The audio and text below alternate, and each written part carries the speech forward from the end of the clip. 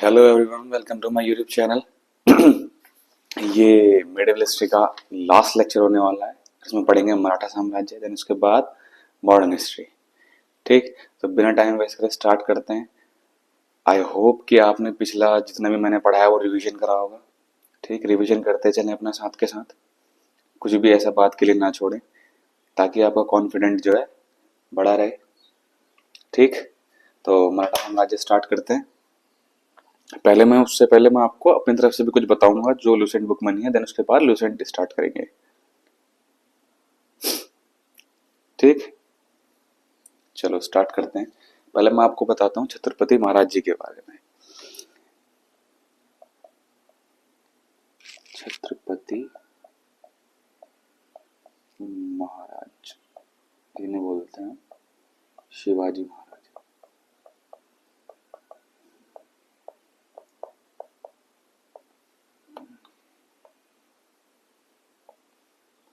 क्या बोलते हैं? शिवाजी महाराज। ठीक, इन्होंने ही मराठा साम्राज्य की स्थापना करी।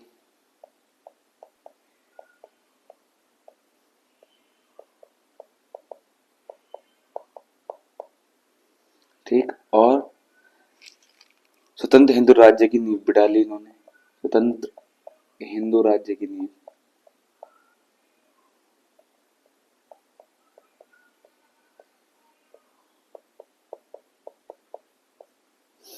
ठीक, इनकी डेट ऑफ बर्थ क्या थी? डेट ऑफ बर्थ है इनकी 19 फेब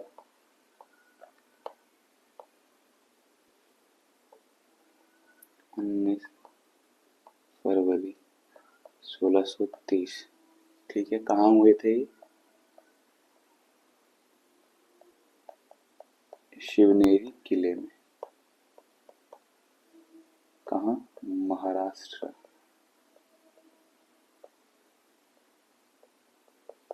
महाराष्ट्र में। ठीक, इनके पिता का नाम, इनके जो फादर थे उनका नाम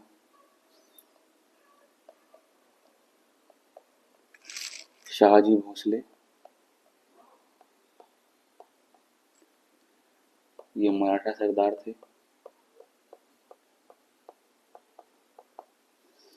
और इनकी मदर जो थी उनका नाम, इनकी माता जी जीजाबाई। ठीक, आगे इनके बारे में और क्या जानेंगे। इनके जो गुरु थे इम्पोर्टेंट, इनके माता पिता का नाम भी इम्पोर्टेंट है कि इनकी माता जी का नाम क्या था, इनके पिताजी का नाम क्या था, माता जी का नाम क्या था। मराठा साम्राज्य की नींव किसने डाली या फिर साम्राज्य की स्थापना किसने करी? छत्रपति शिवाजी महाराज ने। ठीक है, छत्रपति का मतलब क्या होता है? जो तुम्हारी छत की रक्षा करता है। ठीक, कहते हैं ना कि सबसे बड़ी जो सबके घर सबकी सबसे बड़ी जो होती है छत होती है सिर पर, तो इनको क्या बोलते हैं? छत्र के रक्षक। छत्रपति यानी हमारे छत के रक्षक। ठीक, ऐसे याद करेंगे इसको। इन्होंने इनके जो गुरु थे उनका नाम भी याद होना चाहिए। इनके जो गुरु थे इनके दादाजी थे। क्या नाम था उनका? कोणदेव। ठीक है, किस चीज के गुरु थे? शिक्षा और युद्ध कौशल।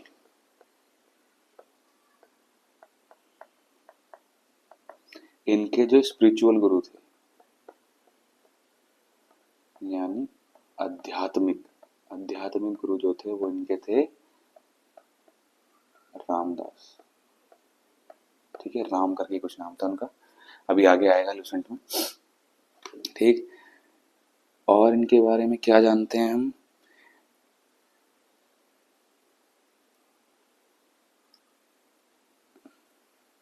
इन्होंने अफजल खां को भी मारा था। अफजल खां इतना इम्पोर्टेंट नहीं है, पर तब भी अफजल खां को मारा था। कब? 1659 में। ये बीजापुर का सुल्तान आदिल शाह ने शिवाजी को हराने के लिए भेजा था। ठीक है, किसने भेजा था? आदिल शाह ने। आदिल शाह ने भेजा था शिवाजी को हराने के लिए।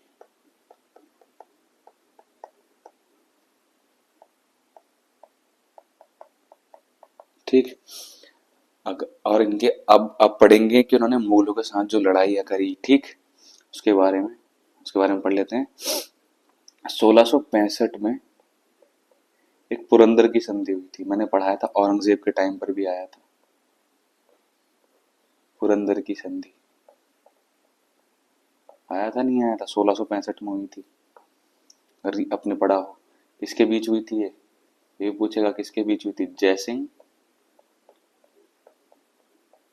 और जय सिंह और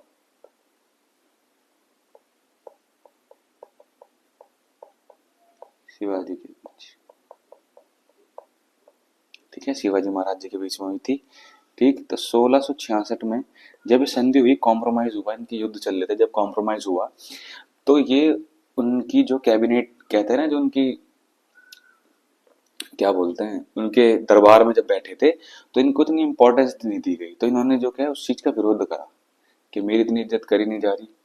ठीक, तो औरंगजेब ने क्या सोचा, ये जो है अभी से ही हमारे खिलाफ जा रहा है, तो इसको बंदी बना लो। तो इनको और संभाजी भोसले जो हैं, संभाजी जो इनके बेटे, उनको कैद कर लिया था। ठीक, 1666 में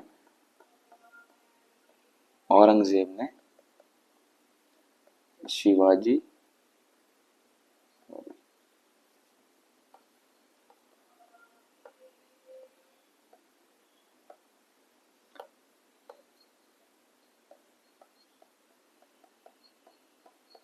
शिवाजी और संभाजी, अभी मूवी भी आई है इनके ऊपर, संभाजी को कैद कर लिया। कहां पर? आगरा के किले में। ठीक है, मैं बता रहा हूँ, बस आपको ये याद रखना है पुरंदर की संधि कब हुई थी। ठीक है, ये मैं आपको इसलिए बता रहा हूँ क्योंकि सबके बारे में दिया गया है लूसेंट में, पर ये जो महान जो हमारे योद्धा थे इनके बारे में ज्यादा कुछ दिया नहीं गया, तो इसका मेरा मन था बताने का, इसलिए मैं बता रहा हूँ। ठीक है, तो ये वहां से भागे कैसे थे? तो इन्होंने कुछ अपनी शर्तें रखी कि मैं त्योहार मनाना चाहता हूँ, या फिर जो आने वाले जो फेस्टिवल है मैं उन पर गरीबों को ये फल बांटना चाहता हूँ, ये बांटना चाहता हूँ। तो उन्होंने ऐसे ही करते करते, टोकरी आती थी फल की, ठीक है, तो फलों की टोकरी में ही अपने आप को छुपा के और संभाजी को छुपा के वहां से भाग निकले, वापस महाराष्ट्र गए और सेना को दोबारा मजबूत किया इन्होंने। ठीक, फलों की टोकरी में छुप के निकले थे, जब यहाँ पर कैद हुए थे फलों की टोकरी में छुप के निकले थे।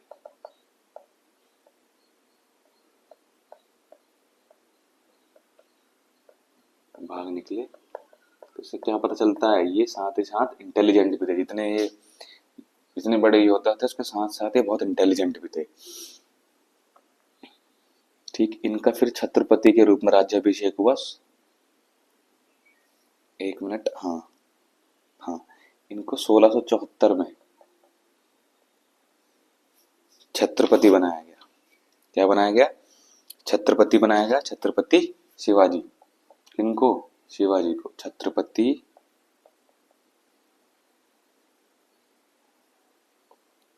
के रूप में इनका राज्याभिषेक हुआ। राज्याभिषेक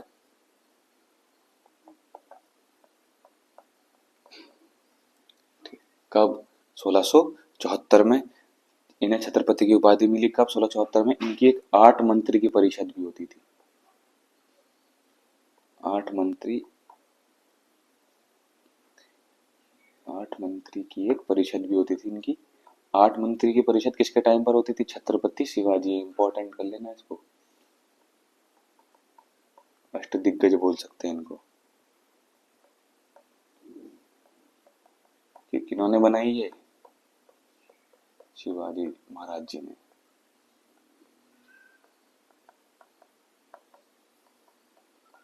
ठीक है, इसे इंपॉर्टेंट हाईलाइट कर लेना।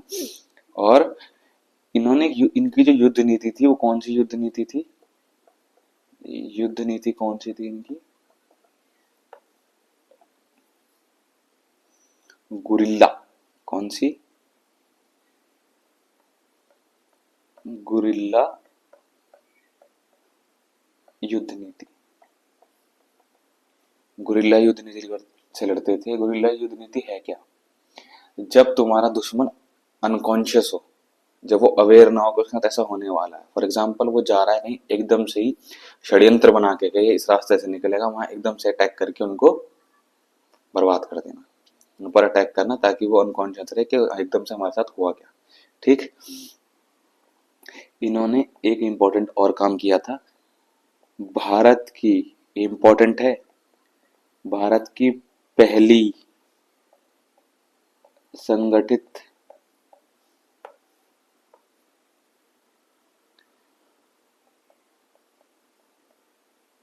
नौसेना,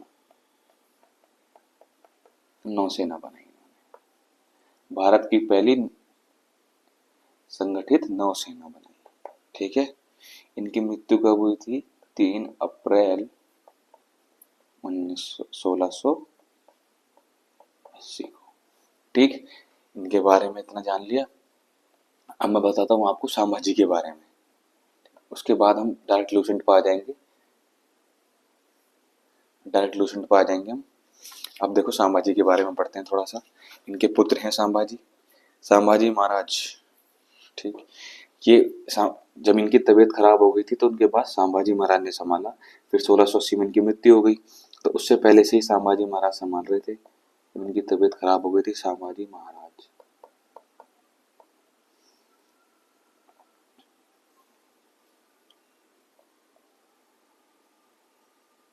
इन्होंने पहले चीज और लिख लो, उन्होंने ग्रंथ लिखे थे कुछ, 2 ग्रंथ लिखे थे इन्होंने। कौन कौन से? बुद्ध भूषण और नखशिख। इसे इंपॉर्टेंट कर लेना। कौन सा? नखशिख, ये शाह है।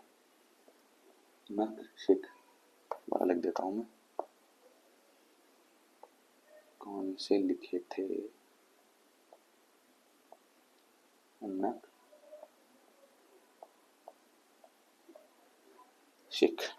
ठीक है। ये दूसरे शासक थे मराठा साम्राज्य के दूसरे शासक थे।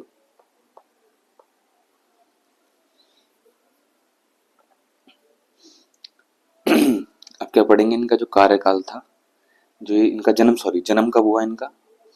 इनका जन्म हुआ 14 मई 1657। ठीक है। कहां पर? पुरंदर किला। ये कहां पर है? महाराष्ट्र। कहां पर है? महाराष्ट्र में। माता जो थी इनकी सईबाई, पर इनका जो पालन पोषण किया था ना, इनका जो पालन पोषण किया था वो करा था इनकी दादी ने। कौन? जीजाबाई। जीजाबाई कौन?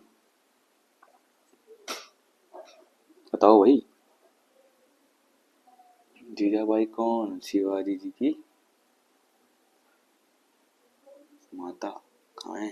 कहाँ लिखा था मैंने? इन्होंने। ठीक। आगे बढ़ते हैं। 1674 में इनका राज्याभिषेक हुआ। इतनी लेट राज्याभिषेक क्यों है इनका? क्योंकि इनके ही परिवार के कुछ लोग, फॉर एग्जाम्पल इनकी ताई जी, वो नहीं चाहती थी कि ये छत्रपति बने। वो चाहती थी मेरा बेटा राम राजे वो छत्रपति बने। इनका तो राज्याभिषेक बहुत लेट हुआ था। उससे पहले इन्होंने बहुत युद्ध लड़ चुके थे। इन्हें उपाधि मिली थी किसकी? धर्मवीर की। कौन सी उपाधि मिली थी इन्हें? धर्मवीर की। ये इंपॉर्टेंट हाईलाइट कर लेना कि मराठा साम्राज्य में धर्मवीर की उपाधि किसको मिली थी? किसको मिली थी? संभाजी, जिनके पुत्र थे शिवाजी महाराज जी के। ठीक। ये उपाधि इंपॉर्टेंट होती है। देन उसके बाद दरबारी षड्यंत्रों के कारण इनको, संभाजी को, पनेला किले में कैद कर लिया गया, जहां से वो छूटे। और इस षड्यंत्र में शायद इनकी ताई जी का भी हाथ था। 1678 में वो मुगलों के पास चले गए, लेकिन जल्द ही वो वापस आ गए और शिवाजी से मिल गए। ठीक। 1680 में शिवाजी की मृत्यु के बाद उन्हें छत्रपति बनाया गया। 1680 के बाद उन्हें यानी संभाजी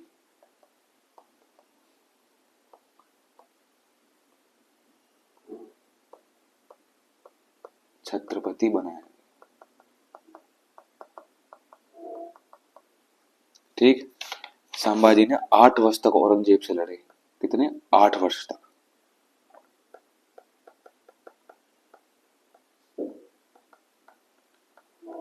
8 वर्ष तक औरंगजेब से लड़े।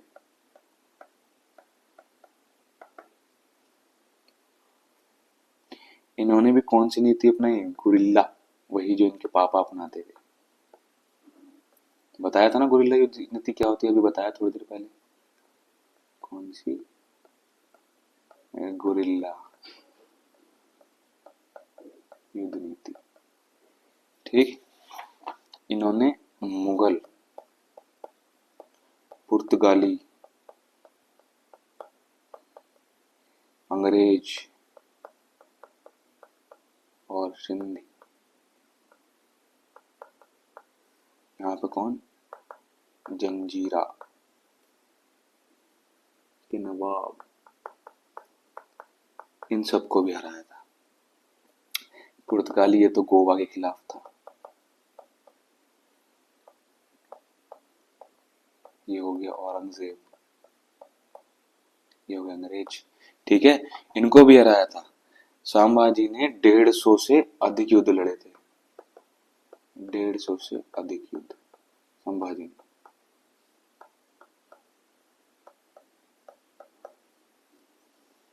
ठीक है, और कभी हार नहीं मानी,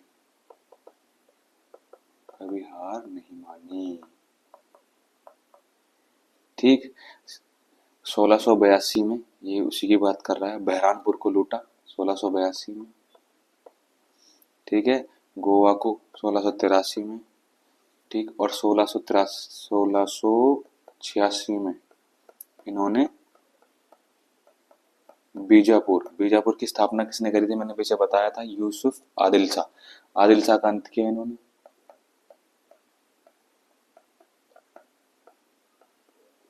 आदिल शाह का अंत किया 1687 में।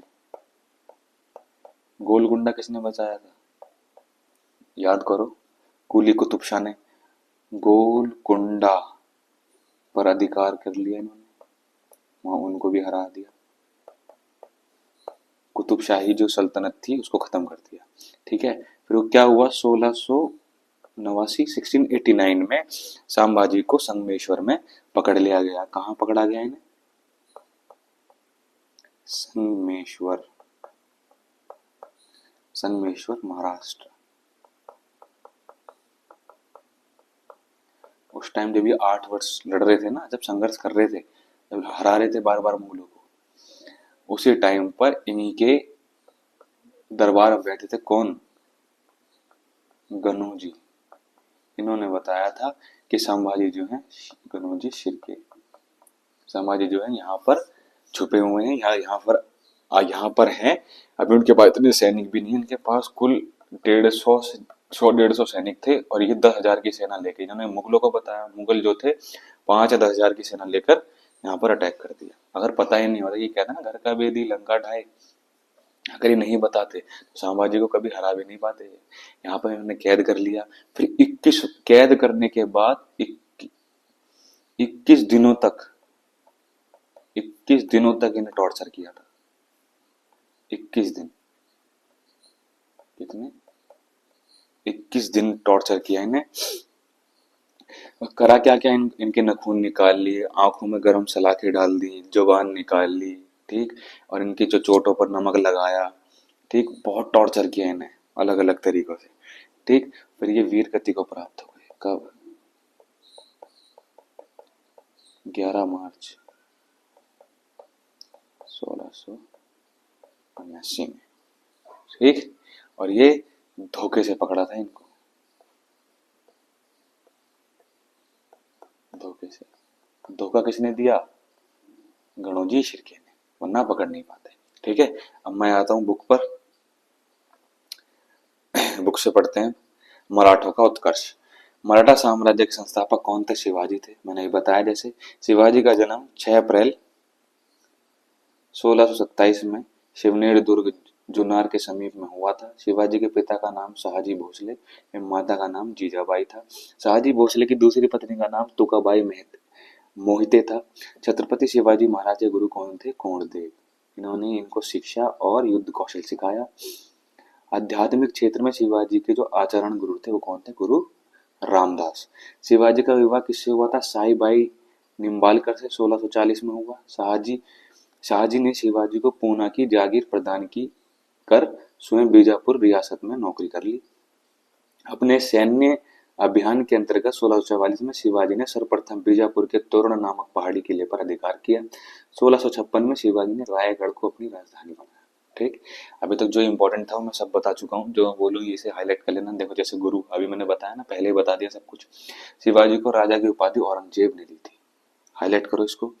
शिवाजी को राजा की उपाधि किसने दी थी? औरंगजेब ने, क्योंकि ये बहुत ही ज्यादा शक्तिशाली थे, निडर। देखो, इनका दुश्मन ही इन्हें राजा की उपाधि दे रहा है। तो ये क्वेश्चन पूछ भी लिया कि आपके दिमाग में आएगा ही नहीं कि शिवाजी महाराज जी को राजा की उपाधि किसने दी थी? किसने दी थी? औरंगजेब ने। किसने दी थी? औरंगजेब ने। बीजापुर के सुल्तान ने अपनी योग्य सेनापति अफजल खां को सितंबर 1659 में शिवाजी को पराजित करने के लिए भेजा, लेकिन शिवाजी ने 10 नवंबर 1659 को अफजल खां की हत्या कर दी। बताया था ना, ये देखो, ये लिखा। किसने भेजा था? आदिल शाह ने। शिवाजी ने सूरत को 1664 में या 1670 में लूटा। लूटना इन द सेंस, ये मुगलों के अंडर में आते थे, यहाँ पर अटैक करके वहां से संपत्ति लूटते थे। हमारे जो धन था वो। ठीक, तो पुरंदर की संधि कब हुई? 1665 में महाराज जयसिंह एवं शिवाजी के मध्य संपन्न हुई। उस समय मनुची भी वहां उपस्थित था। मनुची ये लेखक था, लेखक काइंड ऑफ। ठीक, तो 1665 में संधि हुई। मैं दोबारा रिपीट कर देता हूँ। 1665 में ये संधि हुई। उसके बाद 1666 में जब दरबार लग रहा था औरंगजेब का, तो इनको इतनी इंपॉर्टेंस थी कि इन्हें नॉर्मल जो लोग थे उनके साथ खड़ा किया गया। जैसे मंत्री परिषद होती है आज की डेट में, देखोगे मंत्री होता है, then cabinet minister, finance minister और फॉरेन मिनिस्टर, होम मिनिस्टर। ठीक, ये सब होते हैं। तो उनके अलावा इनको सबसे अलग खड़ा करा, तब इन्हें अपने आप को छोटा महसूस हुआ। और ये सही बात भी थी, शिवाजी इतने बड़े। तो तब इन्होंने विद्रोह, वहां पर कुछ बोल पड़े थे, इन्होंने उस बात का इन्हें अच्छी नहीं लगी, बोले। तो औरंगजेब ने सोचा कि यार ये तो अभी से विद्रोह कर रहा है, तो इनको कैद कर लिया गया था। फिर वो भागे कैसे थे? फूलों की टोकरी में अपने आप को रखा और संभाजी को, उनको दोनों कैद कर लिया था, तब भागे। 1672 में शिवाजी ने पनेला दुर्ग को बीजापुर से छीना। 5 जून 1674 को शिवाजी ने रायगढ़ में वाराणसी के प्रसिद्ध विद्वान श्री गंग भट्ट द्वारा अपना राज्याभिषेक करवाया। ठीक, 1674 में छत्रपति की उपाधि मिली थी। बताया था ना, कहाँ बताया था?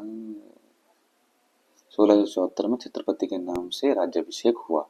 ठीक, छत्रपति यानी छत्र का रक्षक, हमारी छत का रक्षक। मूल रूप से गंगभट्ट महाराष्ट्र का एक सम्मानित ब्राह्मण था, जो लंबे समय से वाराणसी में रह रहा था।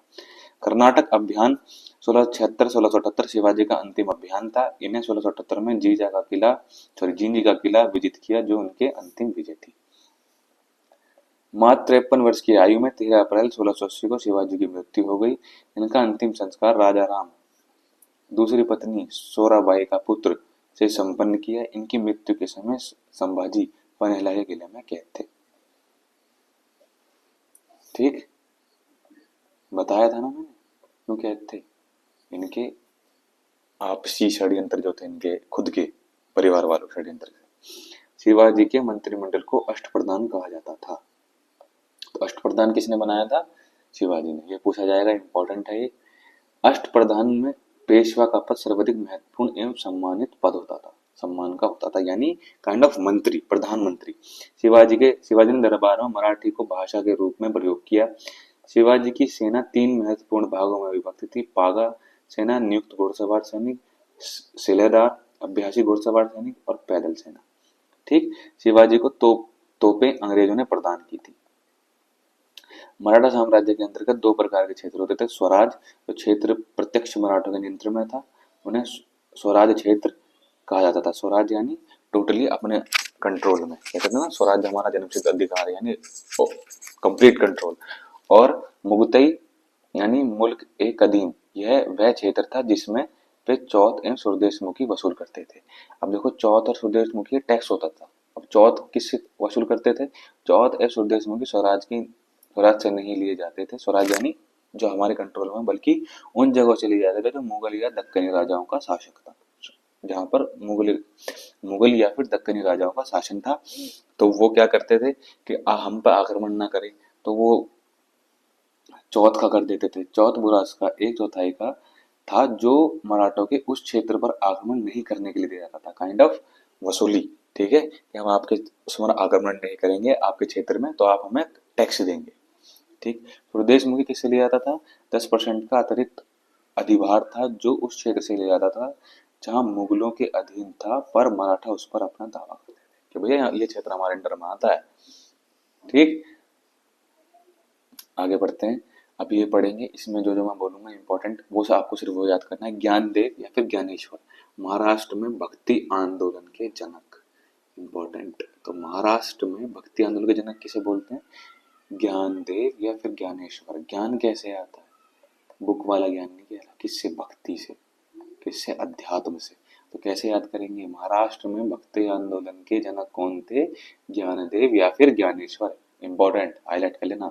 मराठी भाषा और साहित्य के संस्थापक, भगवत गीता पर भावार्थ दीपिका नामक वृत्त टीकी लिखी, जिसे सामान्य रूप से ज्ञानेश्वरी के नाम से भी जाना जाता है। बरकरी संप्रदाय के प्रवर्तक। अब देखो नाम देव, इनके आराध्य देव पंडु रूप के विठोबा या विठल थे। बरकरी संप्रदाय के विकास में इनकी प्रमुख भूमिका थी। इन्होंने उनके भक्तिपरक मराठी गीतों की रचना की जो अबगो के रूप में प्रचलित है। मराठी के अलावा उन्होंने ब्रजभाषा और खड़ी बोली में गीतों की रचना की। नामदेव को सगुण एवं निर्गुण संतों के बीच की कड़ी माना जाता है। अब देखो, हाईलाइट करो इसे।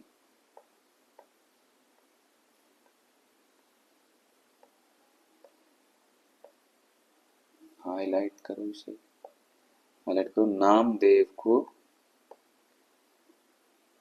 सगुण एवं निर्गुण संतों के बीच ही कड़ी माना जाता है। देखो इंपॉर्टेंट नहीं है, पर स्टिल देखो ऐसे क्वेश्चन बन जाएंगे। नाम ना किसको सगुण एवं निर्गुण संतों के बीच ही कड़ी माना जाता है? किसको? नामदेव को। उनका नाम क्या है? नाम ही नामदेव है। इन्हें कुछ पद गुरु ग्रंथ साहिब में संकलित हैं। इनमें कुछ पद गुरु ग्रंथ साहिब में संकलित हैं।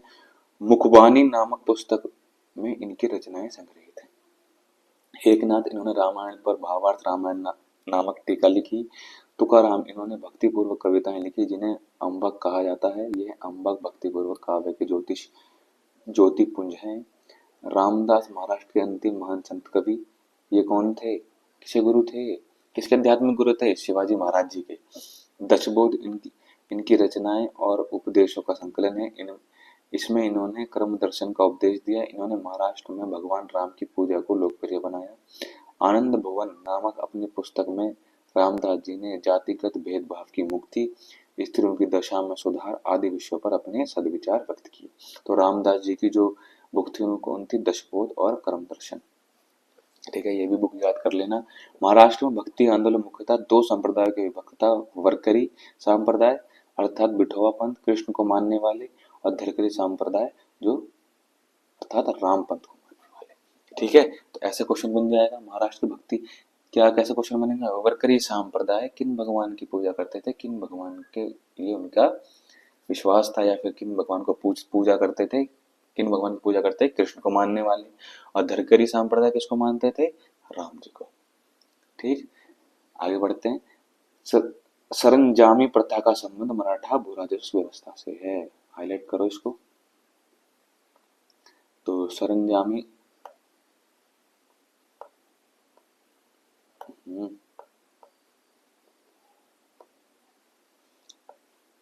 हाईलाइट करो इसको बहुत जल्दी से, तेजी से, बिल्कुल। सरंजामी प्रथा का संबंध किससे है? मराठा भूराजस्व व्यवस्था से। ठीक है, और ये उनके 8 मंत्री परिषद देती है, पढ़ लेना। इतना इंपॉर्टेंट नहीं है, बट स्टिल पेशवा जो है प्रधानमंत्री का पद आगे बढ़ते हैं। शिवाजी की कर व्यवस्था मलिक अंबर की कर व्यवस्था पर आधारित थी। शिवाजी ने रस्सी द्वारा माप की व्यवस्था के स्थान पर काठी मानक छड़ी के प्रयोग को आरंभ किया। शिवाजी ने 1679 में अन्नाजी 1679 में अन्नाजी दत्त द्वारा व्यापक भूमि सर्वेक्षण करवाया। शिवाजी के समय कुल उपज का 33% भाग राजस्व के रूप में वसूला जाता था, जो बढ़कर 40% हो गया था। यानी 33% से क्या हो गया, 40% जो टैक्स था, ठीक है, वो राजस्व का। शिवाजी ने इतना इंपॉर्टेंट है, शिवाजी ने मुगल व्यापारिक केंद्र सूरत को 2 बार 1664 एवं 1670 में लूटा। लूटने का इनका सेंस ये नहीं है लूटना, वो भाई हमारा ही धन था, मुगलों ने कब्जा कर रखा था तो उसको लूटा, यानी उसको अटैक करके अपने अंडर किया। ठीक। शिवाजी के उत्तराधिकारी कौन? शिवाजी के उत्तराधिकारी संभाजी थे। संभाजी ने उज्जैन के हिंदी या संस्कृत के प्राकरण विद्वान कवि कलश को अपना सलाहकार नियुक्त किया। कवि कलश, इनको भी इनके साथ ही कैद कर लिया था। कब कब कैद करा था? 1689 में, संगमेश्वर में। ठीक है, इनके बहुत प्रिय थे। मार्च 1689 को मुगल सेनापति मकरब खान ने संगमेश्वर में छिपे हुए संभाजी एवं कवि कलश को गिरफ्तार कर लिया और उसकी हत्या कर दी। कहा था ना 21 दिन तक टॉर्चर किया था, इनके नाखून निकाल लिए, जुबान निकाल ली थी इनकी। क्यों? इनसे ये कहा था औरंगजेब ने कि धर्म परिवर्तन कर ले तो मैं तुझे छोड़ दूंगा। इन्होंने कहा मैं धर्म परिवर्तन नहीं करूंगा, उस वजह से टॉर्चर करा था। संभाजी के बाद 1689 में राजा राम को नए छत्रपति के रूप में राज्याभिषेक किया। राजा राम कौन? जो इनकी दूसरी मम्मी थी या फिर इनके पापा की दूसरी वाइफ थी, उनका बेटा। उन्होंने भी षड्यंत्र रचा था। जब इन्हें कहाँ पर कैद करा था, बीच में कैद करा था, मैंने बताया होगा, पीछे पढ़ना। ठीक। राजा राम ने अपनी दूसरी राजधानी सतारा को बनाया। आगे बढ़ते हैं। राजा राम मुगलों से संघर्ष करता हुआ 2 मार्च 1700 में मारा गया। राजा राम की मृत्यु के बाद उसकी विधवा पत्नी ताराबाई अपने 4 वर्षीय पुत्र शिवाजी द्वितीय का राज्याभिषेक करवाकर मराठा साम्राज्य की वास्तविक संरक्षिका बनी। 1707 में औरंगजेब की मृत्यु के बाद संभाजी के पुत्र शाहू भोपाल के निकट के मुगल शिविर में वापस महाराष्ट्र आए। शाहू एवं ताराबाई के बीच खेड़ा का युद्ध हुआ। तो खेड़ा का युद्ध किसके बीच में हुआ? शाहू और ताराबाई के बीच में। शाहू कौन थे? संभाजी के पुत्र। शाहू ने 22 जनवरी 1708 को सतारा में अपना राज्याभिषेक करवाया। शाहू के नेतृत्व में नवीन मराठा साम्राज्यवाद के प्रवर्तक पेशवा लोग थे, जो शाहू के प्रेरक प्रधानमंत्री थे। पेशवा पद पहले पेशवा के साथ ही वंशानुगत हो गया था। पेशवा पुणे में रहता था। जैसे एक पीएम हाउस होता ना, ऐसी पेशवा कहाँ रहता था? पुणे में। वंशानुगत यानी पेशवा का बेटा पेशवा। ठीक। अभी तक कुछ इंपॉर्टेंट नहीं था। ये शाहू कौन थे? संभाजी के पुत्र थे। खेड़ा का युद्ध कब हुआ? ये इंपॉर्टेंट है। खेड़ा का युद्ध किस किस के बीच में हुआ? ताराबाई और शाहू के बीच में। खेड़ा का युद्ध कब हुआ? 1707 में। 1713 में शाहू ने बालाजी विश्वनाथ को पेशवा बनाया। इनकी मृत्यु 1720 में हुई। इसके बाद पेशवा बाजीराव प्रथम बने। तो प्रथम पेशवा कौन थे मराठाओं के? बालाजी विश्वनाथ। इंपॉर्टेंट। फर्स्ट पेशवा कौन थे? बालाजी विश्वनाथ। हाईलाइट कर लेना। इनके बाद पेशवा बाजीराव प्रथम को बनाया गया। पेशवा बाजीराव प्रथम ने मुगल साम्राज्य की कमजोर हो रही स्थिति का फायदा उठाने के लिए शाहू को उत्साहित करते हुए कहा कि आओ हम इस पुराने वृक्ष के खोखले तने पर प्रहार करें, शाखाएं तो स्वयं गिर जाएंगी। हमारे प्रयत्नों से मराठा पताका कृष्णा नदी से अटक तक फहराने लगेगा। उत्तर में शाहू ने कहा, निश्चित रूप से ही आप इसे हिमालय के पार गाड़ देंगे। निसंदेह आप योग्य पिता के योग्य पुत्र हैं। ठीक है, तो यही इनके बारे में आप पढ़ेंगे तो यही मस्तानी नाम, क्या कहते हैं, मस्तानी और क्या नाम था इनका? बाजीराव मस्तानी। मूवी भी बनी थी इनके ऊपर, थे वही हैं जिनके बारे में बता रखे।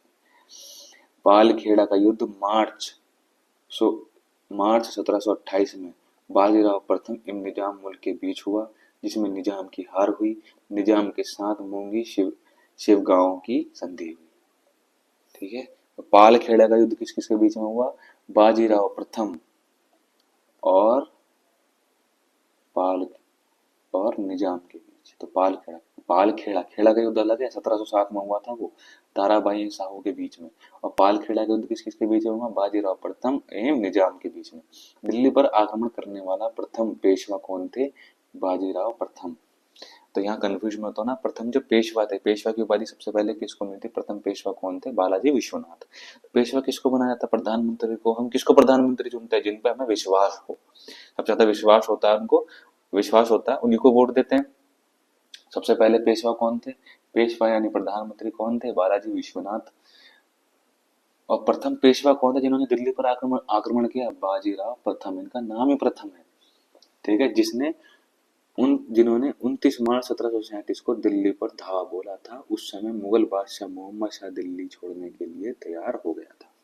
बाजीराव प्रथम मस्तानी नामक महिला से संबंध होने के कारण चर्चित रहे थे। 1740 में बाजीराव प्रथम की मृत्यु हो गई। बाजीराव प्रथम की मृत्यु के बाद बालाजी बाजीराव 1740 में पेशवा बना। वारणा की संधि में यह व्यवस्था की गई कि संभाजी द्वितीय राजा राम की दूसरी पत्नी के उत्पन्न पुत्र मराठा साम्राज्य के दक्षिणी भाग पर, जिसकी राजधानी कोल्हापुर थी, शासन करे तथा उत्तरी भाग, जिसकी राजधानी सतारा थी, साहू शासन करे। संगोला की संधि बालाजी बाजीराव और राजा राम द्वितीय के बीच हुई। इसके अनुसार मराठा संगठन का वास्तविक नेता पेशवा बन गया। देखो यहाँ आते हैं। सूरत की संधि के अनुसार अंग्रेजों ने रघुनाथ राव को सैनिक सहायता देनी स्वीकार किया तथा युद्ध में विजय के उपरांत उसे पेशवा बनाने का भी वचन दिया। इतना कुछ इंपॉर्टेंट नहीं है। बालाजी बाजीराव को नाना साहब के नाम से भी जाना जाता था। हाईलाइट करो इसको, ये नाम वाम बहुत इंपॉर्टेंट होते हैं। नाना साहब को किस नाम से जाना जाता था? सॉरी, बालाजी बाजीराव को किस नाम से जाना जाता था? नाना साहब। या फिर नाना साहब किसको कहा जाता था? बालाजी बाजीराव को। झलकी की संधि हैदराबाद के निजाम एवं बालाजी बाजीराव के मध्य हुई। हाईलाइट करो इसको, इंपॉर्टेंट। झलकी की संधि किस किस के बीच में हुई? बालाजी बाजीराव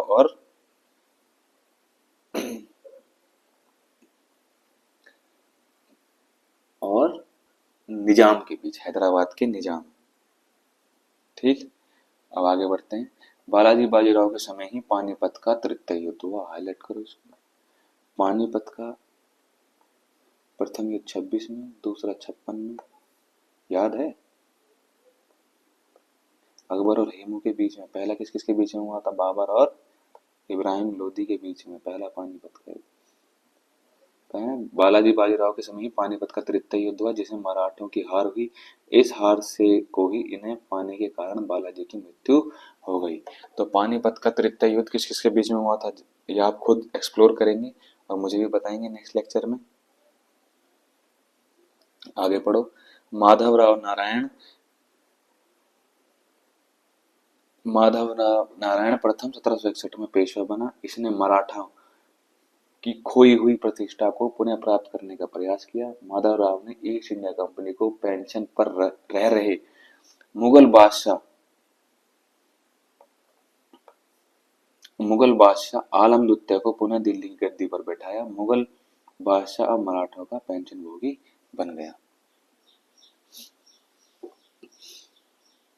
आगे बढ़ते हैं। पेशवा नारायण राव की हत्या उसके चाचा रघुनाथ राव ने कर दी। पेशवा माधवराव नारायण की अल्पायु के कारण मराठा राज्य की देखरेख 12 भाई सभा नाम 12 सदस्यों की एक परिषद करती थी। इस परिषद के दो महत्वपूर्ण सदस्य थे, महादजी सिंधिया एवं नाना फडणवीस। नाना फडणवीस का मूल नाम बालाजी अनार्दन भानु था। ठीक है, नाना फडणवीस का मूल नाम क्या था? बालाजी जनार्दन भानु। अंग्रेज जेम्स ग्रांट डफ इन्हें मराठों का मैकियावेली कहा था। हाईलाइट कर लेना इसे। मराठाओं का मैकियावेली किसे कहते थे? या तो नाना फडणवीस नाम लिखा आएगा या क्या आएगा? बालाजी जनार्दन भानु। या ऐसे क्वेश्चन बन जाएगा, जेम्स ग्रांट डफ जिन्हें मैकियावेली कहते थे, बालाजी जनार्दन भानु, उनका नाम क्या था? नाना फडणवीस। किस नाम से जाना जाते थे? नाना फडणवीस। जिन्हें मैकियावेली कहते थे, नाना फडणवीस, उनका नाम क्या था? बालाजी जनार्दन भानु। या फिर नाना फडणवीस का नाम क्या था? असली मूल नाम, जो असली नाम क्या था? बालाजी जनार्दन भानु। अंतिम पेशवा का पुत्र बाजीराव द्वितीय कौन था? बाजीराव द्वितीय था, जो अंग्रेजों की सहायता से पेशवा बना था। मराठों के पतन में सर्वाधिक योगदान इसी का था। इस सहायक संधि स्वीकार करने वाला प्रथम मराठा था। हाईलाइट कर लेना इसको। सहायक संधि स्वीकार करने वाला प्रथम मराठा कौन था? बाजीराव द्वितीय। ठीक है। 1776 में पुरंदर की संधि हुई, दोबारा हुई पुरंदर की संधि। देखो पुरंदर की संधि पहले वाली इंपॉर्टेंट है। इसके तहत कंपनी ने रघुनाथ राव को वापस ले लिया, जो रघुनाथ राव के समर्थन को वापस ले लिया। प्रथम आंग्ला मराठा युद्ध इंपॉर्टेंट कौन सी संधि से समाप्त हुआ? सालाभाई की संधि से। द्वितीय आंग्ला मराठा युद्ध 3 से 5, इनके याद भी कर लेना सन। ऐसा भोसले एवं सिंधिया की पराजय हुई तथा अंग्रेजों से 2 पृथक संधियां करनी पड़ी। देवगांव की संधि और सूरजी अर्धनाव गांव की संधि, मंदसौर की संधि। तृतीय आंग्ला मराठा युद्ध कब हुआ? 1719। इस युद्ध के बाद मराठा शक्ति और पेशवा के वंशानुगत को पद को समाप्त कर दिया। ठीक है जी। 3 आंग्ला मराठा युद्ध हुए थे। पहला कब हुआ? 82 में, जिसमें सालाबाई की संधि हुई। संधि बहुत इंपॉर्टेंट होती है। ठीक है। दूसरा आंग्ला मराठा युद्ध कब हुआ? दूसरा आंग्ला मराठा युद्ध हुआ आपका 3 से 5, जिसमें 3 गांव की संधि हुई थी। तृतीय आंग्ला मराठा युद्ध कब हुआ?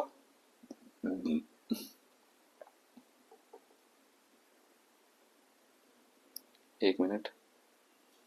तृतीय आंग्ला मराठा युद्ध कब हुआ? 17 से 19। ठीक है। मैं ये बता देता हूँ आपको कि कहाँ क्या बताने वाला था मैं आपको। हाँ, पानीपत का तृतीय युद्ध मैं आपको बता देता हूँ किस किसके बीच हुआ। पानीपत का तृतीय हुआ था मराठा, यहाँ लिखा था ना कहीं, मराठा और, एक सेकेंड,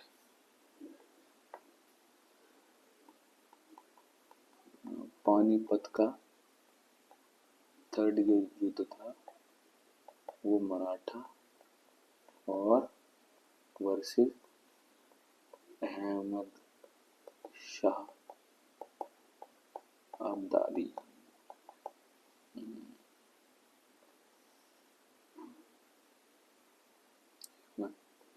मराठा हार गए थे। ठीक, आगे बढ़ते हैं। पेशवा बाजीराव ने कौरव गांव एवं अष्टी के युद्ध में हारने के बाद मैलकम के सम्मुख आत्मसमर्पण कर दिया। परिणाम स्वरूप दोनों के बीच पूना की संधि हो गई। अंग्रेजों ने पेशवा के पद को समाप्त कर बाजीराव द्वितीय को पुणे से हटाकर कानपुर के निकट बिठूर में पेंशन पर जीने के लिए भेज दिया, जहां 1853 में इसकी मृत्यु हो गई। ठीक है। तृतीय आंग्ला मराठा युद्ध के बाद ये जो छोटे छोटे युद्ध हुए होंगे, ठीक है, इसके बाद इन्होंने क्या करा? बिठूर भेज दिया। कहाँ भेजा था? बिठूर। ये याद कर लेना। पेशवा के पद समाप्त कर दिया। ठीक, और इसको कहाँ भेज दिया? बिठूर, कि भैया वहां बैठो, पेंशन खाओ, मौज लो। ठीक, अब ये पढ़ते हैं मराठा प्रशासन क्या है। पूना में स्थित पेशवा का संचालित मराठा प्रशासन का केंद्र था, जिसे हजूर दफ्तर कहते थे। इतने इंपॉर्टेंट नहीं है। मराठा राज्य में सूबे को प्रांत तरफ अथवा परगने को महल कहते थे। बड़े प्रांत सर सूबेदार के अधीन होते थे। इनके अधीनस्थ मामलतदार होते थे, जो सीधे केंद्रीय दफ्तर को ब्यौरा देते थे। देशमुख तथा देशपांडे अन्य जिलाधिकारी थे, जो मामलतदार पर नियंत्रण के रूप में कार्य करते थे। कारणकुन नामक जिले का अधिकारी विशेष घटनाओं की सूचना सीधे केंद्र को देता था। महल का मुख्य कार्यकर्ता हवलदार होता था। मैं इस वाले पॉइंट पर हूँ। हवलदार होता था तथा मजूमदार और फडणवीस उसकी सहायता करते थे। तो नाना फडणवीस का असली नाम क्या था? मैं भी रिवीजन करवाता हूँ। क्या था? बालाजी जनार्दन भानु, जिनको मैकियावेली कहा था। किसने? जेम्स ग्रांट डफ ने। ठीक।